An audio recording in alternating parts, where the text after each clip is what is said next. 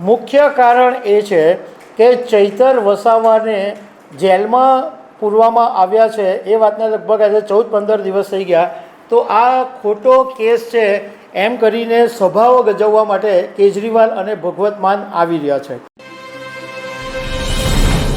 આમ આદમી પાર્ટીના ગુજરાત પ્રદેશ પ્રમુખ ઈશુદાન ગઢવીએ આજે એક મહત્ત્વની જાહેરાત કરી છે કે ગુજરાતની અંદર કેજરીવાલ અને પંજાબના મુખ્યમંત્રી ભગવત માન 2 દિવસ માટે આવી રહ્યા છે અને સભાઓ ગજવવાના છે.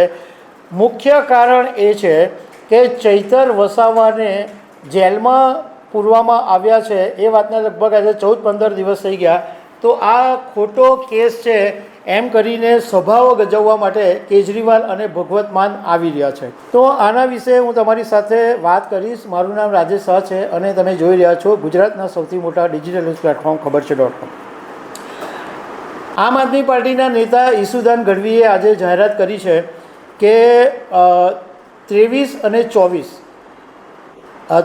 24 જુલાઈ 2 દિવસ માટે દિલ્હીના પૂર્વ મુખ્યમંત્રી અને આમ આદમી પાર્ટીના સંયોજક અરવિંદ કેજરીવાલ અને પંજાબના મુખ્યમંત્રી ભગવત માન 2 દિવસ માટે ગુજરાત આવી રહ્યા છે. એમાં 23 તારીખે મોડાસાની અંદર અત્યારે જે પશુ પાલકોનું જે સાબર ડેરીની સામે આંદોલન ચાલી રહ્યું છે અને એક કિસાન પશુપાલક મહાપંચાયત મળવાની છે, એમાં ભાગ લેવા માટે અને પશુપાલકોને સમર્થન આપવા માટે કેજરીવાલ અને ભગવત માન આવશે.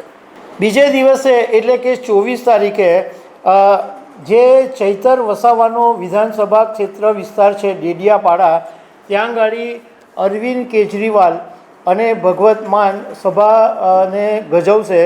અને ઈશુદાન ગઢવીનો કેસ છે કહેવું છે કે આ ખોટો કેસ છે, એની સામે ભાજપને નિશાન સાધવાનું કામ કેજરીવાલ અને ભગવત માન કરવાના છે. હવે 5 જુલાઈની વાત છે કે ચૈતર વસાવા એક નર્મદા જિલ્લાની એક બેઠકમાં હાજર રહ્યા હતા અને એમને કોઈ બાબતે વિવાદ થયો અને ગુસ્સામાં આવીને ભાજપના એક નેતાને ચૈતર વસાવાએ છૂટો ગ્લાસ મારેલો હતો. એ પછી ચૈતર વસાવાની ધરપકડ થઈ, ત્યાંની સ્થાનિક કોર્ટમાં એમને લઈ જવામાં આવ્યા, ત્યાંથી એમના જામીન મંજૂર નહીં થયા. પછી સેશન્સ કોર્ટમાં એમના જામીન મંજૂર નહીં થયા અને એમને વડોદરાની જેલમાં રાખવામાં આવેલા છે. એ વાતને એટલે 5 જુલાઈ અને આજે 19 જુલાઈ એટલે એમ માનો કે 15 દિવસ થઈ ગયા. પરંતુ રાજકારણના કેટલાક જાણકારોનું કહેવું એમ છે કે અરવિંદ કેજરીવાલ પોતે કદાચ એવું ઈચ્છે છે કે ચૈતર વસાવા ભલે જેલમાં રહેતા, ચૈતર વસાવા જેલમાંથી બહાર આવે એમાં આમ આદમી પાર્ટીને ફાયદો નથી. પરંતુ આમ આદમી પાર્ટીને ફાયદો એ છે કે ચૈતર વસાવા જેલમાં રહે. તો એટલા માટે ચૈતર વસાવાના નામ ઉપર કેજરીવાલ અત્યારે આવી રહ્યા છે.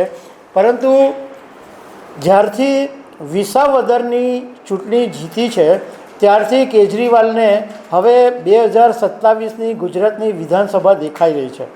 કેજરીવાલને એવું લાગે છે કે હવે એક વિસાવદર જીતી ગયા તો આખું ગુજરાત જીતવામાં કંઈ વાંધો નથી. એટલા માટે અરવિંદ કેજરીવાલ હવે ગુજરાત ઉપર ફોકસ કરી રહ્યા છે. અને હમણાં ગઈકાલે પણ ઇન્ડિયા ગઠબંધનની સાથે કેજરીવાલે છેડો પણ એટલા માટે જ ફાડ્યો કે હવે કેજરીવાલને એવું લાગવા માંડ્યું છે કે એકલા હાથે લડવાથી ફાયદો છે, કોઈની સાથે ગઠબંધન કરવાથી કે કોઈની સાથે રહેવાથી ફાયદો થતો નથી.